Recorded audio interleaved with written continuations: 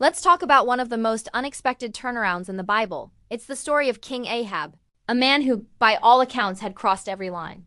Power had corrupted him, pride had made him deaf to God's voice, and his actions were so wicked that heaven itself seemed ready to pronounce a final, unchangeable judgment.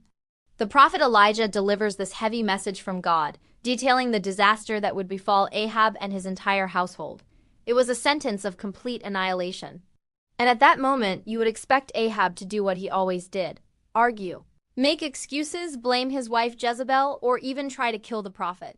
He was the king, after all. He was used to getting his way. But then, something truly remarkable happens.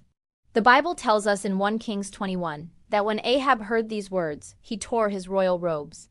The man who sat on a throne and wore a crown ripped his symbols of power and put on sackcloth, the garment of mourning and repentance. He began to fast, refusing food. And the text says he went about quietly or walked softly. The arrogant, defiant, loud-mouthed king was gone. In his place was a man who was visibly broken, humbled before the God he had so long ignored. The palace, once filled with the noise of his pride and schemes, fell silent. And in that quietness, a sinner stood exposed before a holy God, and God noticed. He saw the torn robes, the fasting, the soft steps. God then speaks to Elijah the prophet, and his words are just astounding.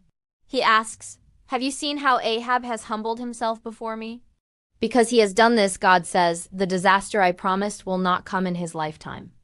Judgment was delayed. Divine wrath was restrained. Now let's be clear. This wasn't because Ahab suddenly became a righteous man. It wasn't because his good deeds suddenly outweighed his mountain of evil. It was because of one thing. He humbled himself. He acknowledged his position before a holy God. This story is a powerful testament to the heart of God. If genuine humility from a wicked king like Ahab could move God to show mercy, imagine what true repentance can do for you and me. God isn't looking for our excuses. He's not impressed by our status, our past accomplishments, or how good we look on the outside. He responds to a broken and contrite heart. He honors humility. He is ready to show mercy when a heart truly turns back to him. The Bible promises in James 4-6 that God opposes the proud but shows favor to the humble.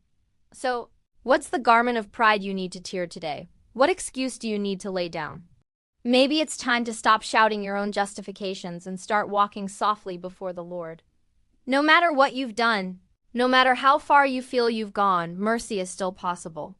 Humble yourself in the sight of the Lord, and He will lift you up. Thanks for watching. If this message resonated with you, please like, subscribe, and share it with someone who might need to hear it. See you next time.